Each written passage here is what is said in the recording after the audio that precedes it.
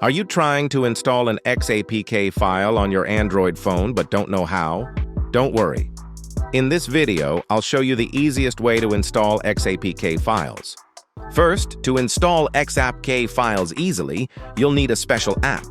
Go to the Google Play Store and search for ZArchiver, then install it. Once the installation is complete, open the ZArchiver app. Now allow all the required permissions, just like I'm doing on the screen. Now tap here and go to Device Storage, then open the folder where you downloaded your XAPK file. Once you're there, tap on the file and then click on Install to complete the installation. If any permission is asked, go ahead and allow it as shown on the screen. If installation is blocked, go to your phone settings and enable Install from Unknown Sources for that app. And that's how you can install XAPK files on Android easily. If this video helped you, don't forget to like, share, and subscribe to the channel. Thanks for watching.